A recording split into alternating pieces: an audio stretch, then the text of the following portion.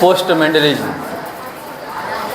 Post Mendelism जो है वो मेंडल के बाद वाला अनुवांशिकी है, ठीक है।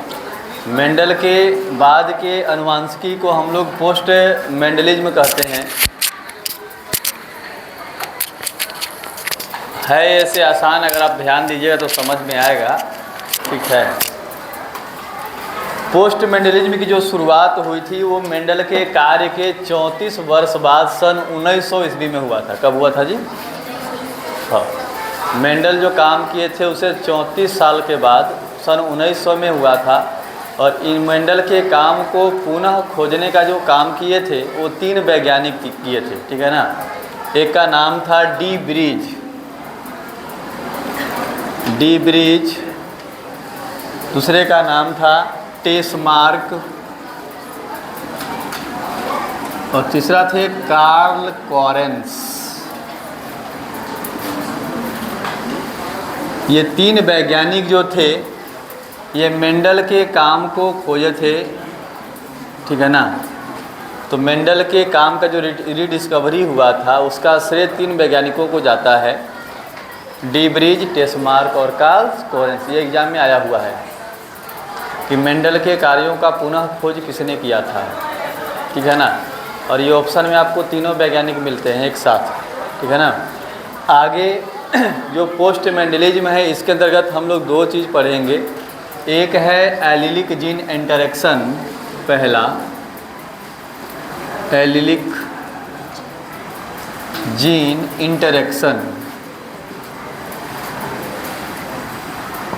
और दूसरा जो है नॉन एलिलिक जीन इंटरेक्शन है।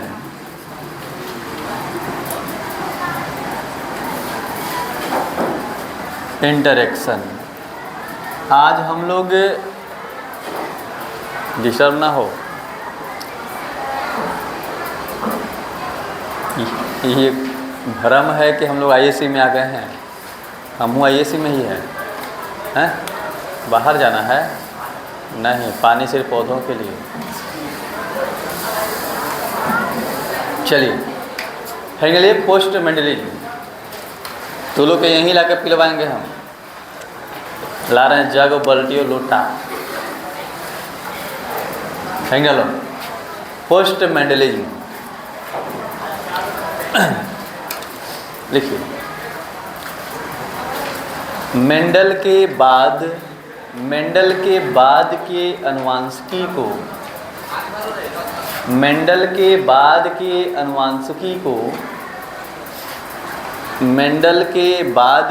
अनुवांशिकी को पोस्ट मेंडलिज्म कहते हैं। मेंडल के बाद के अनुवांशिकी को पोस्ट मेंडलिज्म कहते हैं।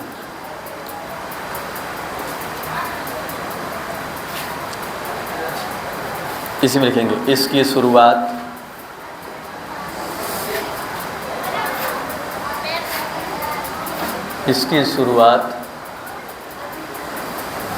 मेंडल के कार्य से 34 वर्ष बाद, इसकी शुरुआत मेंडल के कार्य से 34 वर्ष बाद सन 1900 ईस्वी में, 34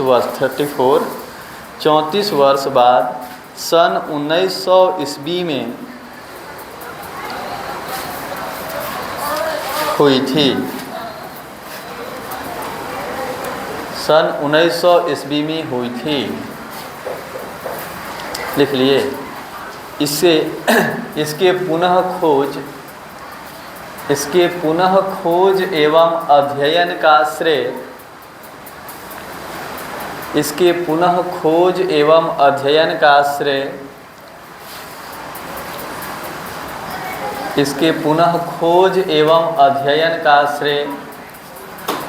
लिखना रहा है ना।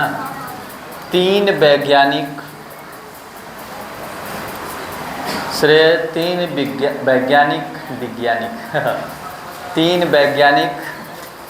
डी ब्रिज बोर्ड पर लिखा हुआ है, डी ब्रिज, हाँ श्रेय, de Vries, Tschermak, de Vries comma Tschermak एवं कार्ल कॉरेंस। डीब्रीज टेस्मार्क एवं कार्ल कॉरेंस को जाता है। डीब्रीज टेस्मार्क एवं कार्ल कॉरेंस को जाता है। लिख लिए, बढ़िया किए। Next line. पोस्ट मेंडलिज्म के दो भाग हैं। पोस्ट मेंडलिज्म के दो भाग हैं। पोस्ट मेंडलिज्म के दो भाग हैं। पहला एलिलिक जीन इंटरैक्शन और दूसरा non allylic gene interaction. Allylic gene interaction और नॉन एलिलिक जीन इंटरैक्शन।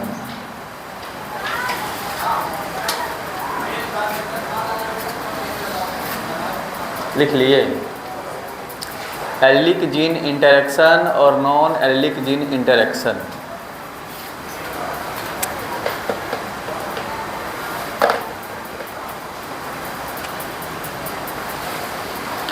सो जाओ। सबसे पहले हम लोग समझेंगे एलिलिक जीन इंटरैक्शन क्या होता है। एलिलिक जीन, एक जीन की बात करें तो एक जीन जो होता है ए जीन, इसके कई एलील होते हैं। जीनों के वैकल्पिक प्रकार को हम लोग क्या बोलते हैं? एलील कहते हैं। तो इसके कई एलील होते हैं, ठीक है जी। और ये जो एलील है वो कितने जीन के हैं? एक जीन के हैं। तो एक जीन के विभिन्न एलीलों के बीच होने वाले पारस्परिक क्रियाओं को, इंटरैक्शन को ही हम लोग क्या बोलते हैं? एलिलिक जीन इंटरैक्शन बोलते हैं। एक जीन के विभिन्न एलील के बीच में होने वाले इंटरैक्शन को, पारस्परिक क्रियाओं को एलिलिक जीन इंटरैक्शन कहेंगे। और इसी को आगे हम लोग क्या करने वाले हैं? पढ़ने वाले हैं, अभी से लेकर के अगले 1 महीना तक, ठीक है ना। हाँ, तो लिख डालिए एलिलिक जीन इंटरैक्शन। एक जीन के विभिन्न एलील, एक जीन के विभिन्न एलील, एक जीन के विभिन्न एलील, एक जीन के विभिन्न एलील के बीच, एक जीन के विभिन्न एलील के बीच होने वाले पारस्परिक क्रियाओं का, एक जीन के विभिन्न एलील के बीच होने वाले पारस्परिक क्रियाओं का अध्ययन, पारस्परिक क्रियाओं का अध्ययन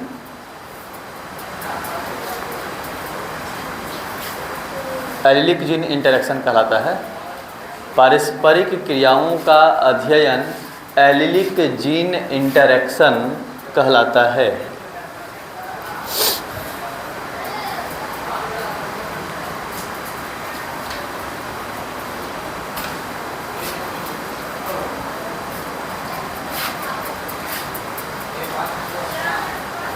चलिए देखिए, इसके बाद जो हेडिंग डाल रहे हैं हम, ये हमेशा आपके एग्ज़ाम में आता है 12 क्लास में, ठीक है ना। हमेशा बोले तो हमेशा, हर साल, ठीक है। और वो है इसमें पहला, ठीक है ना, उसको बोलते हैं अपूर्ण प्रभाविता। अपूर्ण प्रभाविता, incomplete dominance. Incomplete dominance.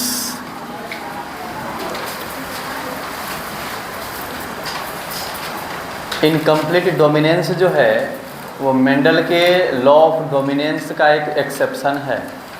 Mendel का जो प्रभाविता का नियम था, ठीक है ना, उसका ये अपवाद है, ठीक है ना।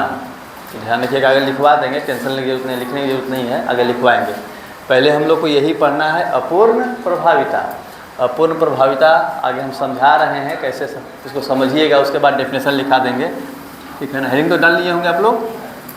चलिए देखिए, अपूर्ण प्रभाविता क्या कहता है कि जब दो विपरीत गुण वाले पौधों के बीच में, किसके बीच में? हाँ, जब दो विपरीत गुण वाले पौधों के बीच में क्रॉस कराया जाता है तो F1 पीढ़ी जो है इसमें तीसरा लक्षण प्रकट होता है। कैसा लक्षण? तीसरा लक्षण। जैसे यहाँ पर देखिए जो एग्जाम्पल लिया गया था वो मिराबिलिस, नाम सुने हैं? जलापा, इसका एग्जाम्पल है मिराबिलिस जलापा, ठीक है ना। इसको गुलबास, गुलबास कहते हैं। कुछ कहते हैं गुलबास। क्या हमारा मार्कर नहीं चल रहा है? जाओ तो ले लिया मान के। गुलबास का फूल, गुलबास का फूल। चल जाओ दौड़ के हो, ब्लू वाला भी नहीं है कि हम लिखें, ठीक है ना। ये मिराबिलिस जलापा आप लोग देखे हैं, घर घर में ये फूल होता है। मोबाइल में होगा तो हम पिछला साल डाउनलोड किए थे, अगर होगा तो हम आपको दिखाते हैं। लेकिन का देखा भी रहते हैं ना। ये फूल से आप लोग देखे होंगे इसको, ये वाला फूल देखे हैं? ये वाला फूल घर घर में होता है। ये छोटा सा पतला सा गुलाबी गुलाबी होता है, ठीक है ना। नहीं देखे हैं? हाँ, ये फूल जो है इसी का नाम है मिराबिलिस जलापा, गुलबास का फूल। पीछे नहीं दिखाई दे रहा होगा, ठीक है, बड़ा स्क्रीन नहीं है। हम आएंगे तो उधर दिखाएंगे, घबराइए नहीं, ठीक है ना, ईमानदारी से। तो इसी फूल के बारे में है, उसी का नाम है यहाँ पर मिराबिलिस जलापा। इसके आगे दूसरा एग्जाम्पल होगा स्नैपड्रैगन, ठीक है ना। और एक और है एंडुलेशन फाउल। अब नाम ऐसा ऐसा बोलेंगे तो लगेगा कि चाइनीज बोल रहे हैं, ठीक है। तो तैयार रहिए, थोड़ा सा हम इंतजार कर रहे हैं किसका? मार्कर का। थोड़ा सा रुको तो मियाँ। मिराबिलिस जलापा गुलबास, ठीक है ना। इसमें फूल का रंग है, ठीक है, फूल का रंग ये हम लाए हैं, वो मार्कर है। इसमें दो फूल है, एक लाल है और एक सफ़ेद है। लाल के लिए कैपिटल आर और सफ़ेद के लिए बा, ठीक है ना। लाल फूल को एक साइड रखा गया और दूसरे साइड किसको रखा गया जी? सफ़ेद को। लाल का जो जीन प्रारूप था वो कैपिटल आर और सफ़ेद का स्मॉल आर, ठीक है। इससे इधर क्रॉस कराएंगे तो इधर से आएगा कैपिटल आर, आता है ना जी, और इधर से, ठीक है, स्मॉल आर आएगा तो कैपिटल आर स्मॉल आर बनेगा यहाँ पर। ये है कौन सा पीढ़ी? F1 पीढ़ी। बताइए F1 पीढ़ी का लक्षण प्रारूप क्या होगा? क्या होगा? मेंडल के अनुसार लाल होगा, ठीक है ना। किसके अनुसार? मेंडल के अनुसार लाल होगा। लेकिन यहाँ पर लाल नहीं था, गुलाबी था। कैसा था? गुलाबी था। ये लाल और वाइट आपस में मिक्स हो गया, ठीक है ना। एक नया गुण बना और वो कौन सा गुण था? गुलाबी। फिर इसका क्या कराया गया? सेल्फिंग कराया गया। और जब सेल्फिंग कराया गया तो आप लोग जानते हैं कैपिटल आर स्मॉल आर का क्रॉस किससे कराएंगे? कैपिटल आर स्मॉल आर से कराएंगे, ठीक है। अब जब कैपिटल आर स्मॉल आर का cross capital R small R से कराया गया तो पहले कैपिटल से दोनों में कराएंगे तो कैपिटल आर, फिर इससे कराएंगे तो कैपिटल आर स्मॉल आर, फिर इससे दोनों में कैपिटल आर स्मॉल आर और फिर इससे स्मॉल आर। बताइए ये कैसा होगा? तो ये लाल था, ये गुलाबी और ये सफ़ेद। अगर आपसे पूछा जाएगा यहाँ से लक्षण प्रारूप का अनुपात, तो लक्षण लाल गुलाबी सफ़ेद है, तो लाल कै गो है जी? गुलाबी कै गो और सफ़ेद कै गो? एक, ठीक है ना। और जीन प्रारूप का अनुपात तो समयुग्मजी एगो, समयुग्मजी लाल एगो, विषम युग्मजी गुलाबी कैगो और समयुग्मजी सफ़ेद कैगो? माने यहाँ पर लक्षण प्रारूप का अनुपात भी 1:2:1 आया और जीन प्रारूप का अनुपात भी। तो अपूर्ण प्रभाविता क्या कहता है कि जब दो विपरीत गुण वाले जनकों के बीच में क्रॉस कराया जाता है तो F1 पीढ़ी में तीसरा लक्षण प्रकट होता है और F2 पीढ़ी जो होता है इसमें प्रभाविता के नियम का क्या करता है, अनुपालन करता है। और जब प्रभाविता के नियम का अनुपालन करेगा तो लाल भी आया, सफ़ेद भी आया और इंटरमीडिएट भी आया, ठीक है ना। तो यही था कुछ अपूर्ण प्रभाविता। डालिए अपूर्ण प्रभाविता, इनकम्प्लीट डोमिनेंस लिखिए। एग्जाम में आता है इस अपूर्ण और इसके बाद जो हम लोग सप्रभाविता पढ़ेंगे। बोले देखिए, जब दो विपरीत गुण वाले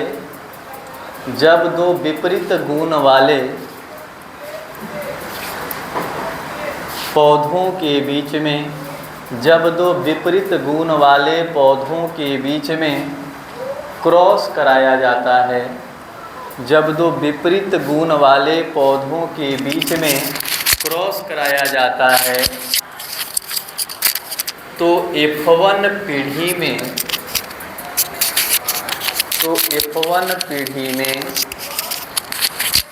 एक तीसरा लक्षण उत्पन्न होता है। F1 पीढ़ी में एक तीसरा लक्षण उत्पन्न होता है तथा F2 पीढ़ी में तीसरा लक्षण उत्पन्न होता है, तीसरा लक्षण उत्पन्न होता है तथा F2 पीढ़ी में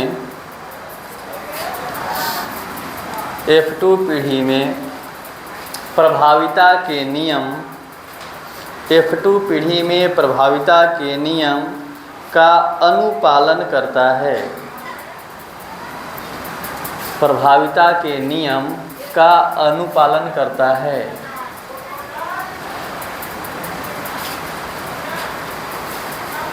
लिख लिए, जैसे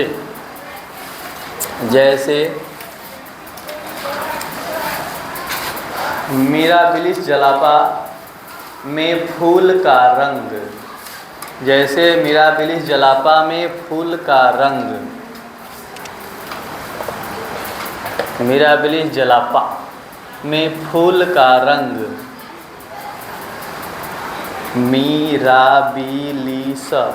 मिराबिलिस जलापा में फूल का रंग। एग्जाम्पल नंबर 2 लिखिएगा, एंडोलिसन फाउल, एंडोलिसन फाउल, स्नैपड्रैगन, इसको डॉग फ्लावर कहते हैं, स्नैपड्रैगन, डॉग फ्लावर। एंडोलिसन फाउल जो है एक मुर्गी का वैरायटी है, ठीक है, उसका भी फोटो होगा, ब्लैक कलर का मुर्गी होता है ये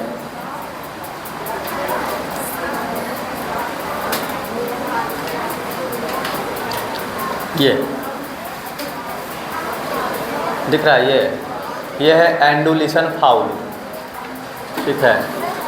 और डॉग फ्लावर भी देखना है, ये है डॉग फ्लावर। अब ये मत मुझे कुत्ता जैसा नहीं दिख रहा है, ये डॉग फ्लावर है। ये तीनों के तीनों किसके एग्जाम्पल हैं, अपूर्ण प्रभाविता के। क्रॉस कराना होगा, एग्जाम में आएगा तो यही वाला, यहाँ से शुरू करिए और वहाँ तक जाइए।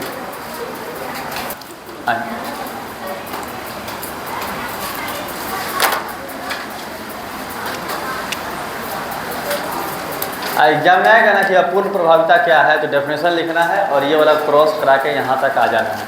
कहाँ तक, जीन प्रारूप के अनुपात तक, ठीक है। आगे बढ़ते हैं, इसके बाद है सहप्रभाविता।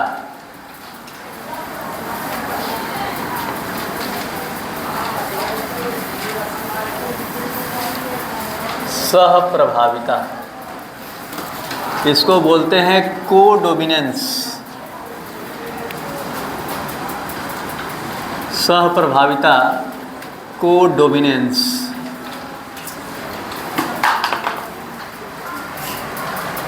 इसमें क्या होता है कि जब दो विपरीत गुण वाले जीवों के बीच में क्रॉस कराया जाता है तो दोनों गुण साथ साथ उत्पन्न होता है, ठीक है ना।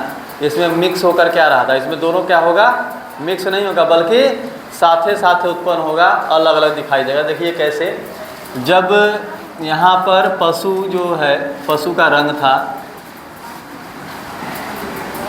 और इसके लिए दो पशु लिए थे, एक लिए थे ठीक है ना लाल या काला था जैसा भी हो, और दूसरा जो था वो सफ़ेद था, थोड़ा काला ले लेते हैं, काला और सफ़ेद।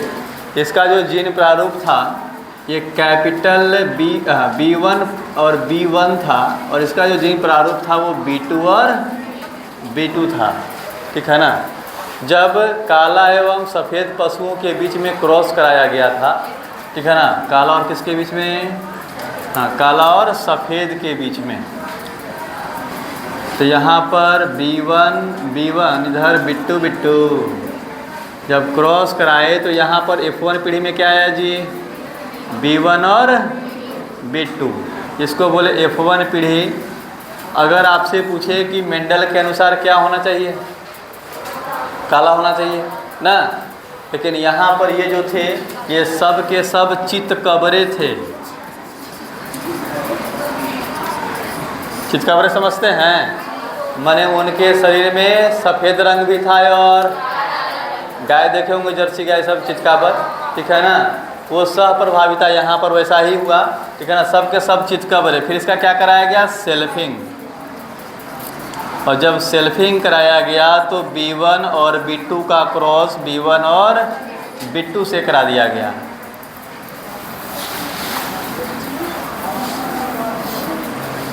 तो जब B1 B2 का क्रॉस B1 B2 से कराया गया तो पहला कॉम्बिनेशन क्या बनेगा जी, B1 और B1, सेकेंड कॉम्बिनेशन B1 और B2, थर्ड B1 और B2, और फोर्थ जो होगा वो B2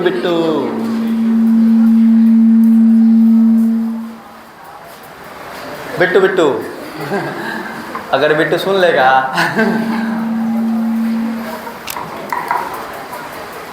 ऐसे बोलेगा। देखिए तो B1 कैसा, काला, ये दोनों चितकाबर, और ये सफ़ेद। बताइए लक्षण प्रारूप का अनुपात 1:2:1, और जीन प्रारूप का अनुपात 1:2:1। तो जब दो विपरीत गुण वाले जीवों के बीच में क्रॉस करा जाता है और दोनों गुण साथ साथ प्रकट हो जाते हैं तो उसको हम लोग क्या बोलते हैं, सप्रभाविता। और जब तीसरा लक्षण प्रकट होता है तो उसको हम लोग क्या बोले थे, अपूर्ण प्रभाविता, ठीक है ना। दोनों से अलग प्रकट होगा तो अपूर्ण प्रभाविता, और दोनों साथ साथ प्रकट हो जाएगा तो सहप्रभाविता, ठीक है ना। लिखिए डेफिनेशन बोल रहे हैं।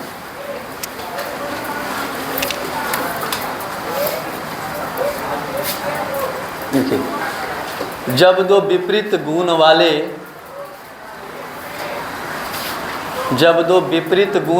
जीवों के बीच, जब दो विपरीत गुण वाले जीवों के बीच क्रॉस कराया जाता है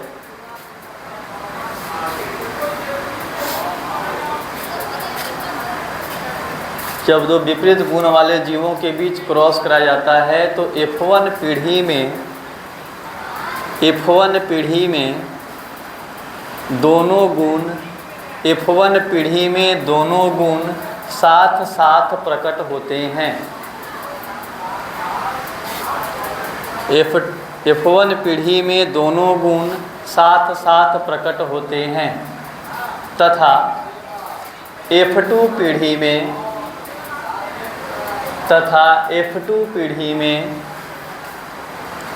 प्रभाविता के नियम का अनुपालन करते हैं। प्रभाविता के नियम का अनुपालन करते हैं। लिख लिए, पैरा चेंज करके लिखिएगा। पैरा चेंज, जब काला एवं सफ़ेद, जब काला नहीं काले, जब काले एवं सफ़ेद पशुओं के बीच, जब काले एवं सफ़ेद पशुओं के बीच क्रॉस कराया गया, जब काले एवं सफ़ेद पशुओं के बीच क्रॉस कराया गया तो F1 पीढ़ी में क्रॉस कराया गया तो F1 पीढ़ी में सभी पशु, F1 पीढ़ी में सभी पशु चितकबरे उत्पन्न हुए।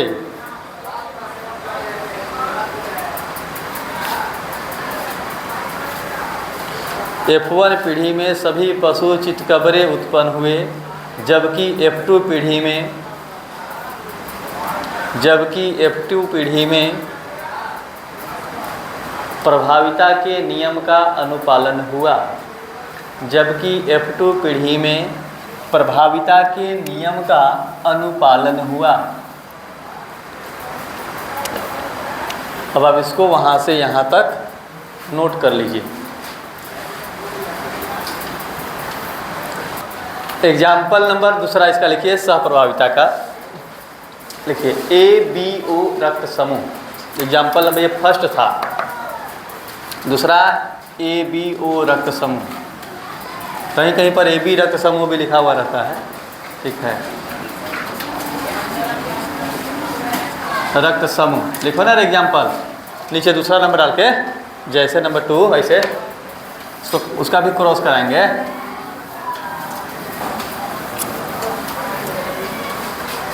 ABO रक्त समूह,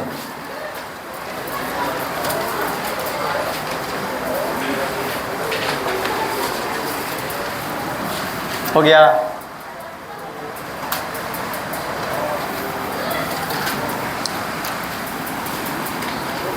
ABO रक्त समूह, रक्त समूह A और रक्त समूह B, इसका जीवन प्रारूप होता है IA और इसका होगा IB। ठीक, हेटेरोजाइगस वाला नहीं ले रहे हैं, इधर से क्रॉस कराएंगे IA, इधर से जाइए IB और पहला कॉम्बिनेशन जो आएगा वो यहाँ पर बनेगा IA और जाइए, IA और IB। ये कौन सा रक्त समूह होगा? रक्त समूह AB। ये दोनों साथ साथ आ गया, A और B दोनों आ गया साथ साथ, ठीक है ना। ये है F1 पीढ़ी। और फिर आगे जाने पे करते हैं, क्या कराएंगे, इसका सेल्फिंग कराएंगे। तो IA IB का क्रॉस करा देंगे IA और IB से। फर्स्ट कॉम्बिनेशन क्या बनेगा जी, IA, सेकेंड IA जाइए, IB। थर्ड होएगा IB और फोर्थ होगा हाँ रे हाँ, वेरी गुड, आप ही लोग तो पढ़ रहे हैं महाराज। ये कौन सा रक्त समूह A, ये कौन सा AB, ये AB और ये B।